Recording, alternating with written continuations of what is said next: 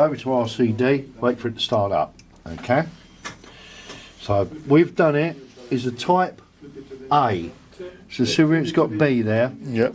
We need to change it over to a type A. Right. 30 milliamps. Yep. Okay. And we've got it on auto for this exercise, right? Right. First thing I'm going to do is what we call function test. Yep. Right, function test done. So switch on. Now, because we dead tested the ring final, and it's so far the results were good and satisfactory, we'll switch on. Now we've got voltage. 238 volts. 238 volts. Now what I'm going to do is press to test. So first of all, it's going to do the half times test. Right, and it's not tripped on the 0, and it's not tripped, hopefully, on the 180. Perfect. Okay. Yep. Now it's going to do times 1. It's tripped in 59.8. Reset. It's doing a 180 check. 60.1. Reset. Now with this particular model, it does the times 2, but we don't need to worry about that. All right. I'm just going to go through the motions. All right. Now it's going to do the times 5. Reset. They're allowed 29.0.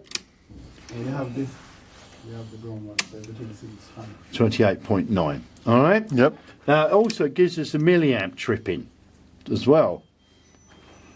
So we get quite a lot of it. This trips at 23.2 milliamps on that cycle, not the 30 that is Capable. capable of, and 23.2 milliamps on that side. So that's below 30 milliamp. Nice. They always are.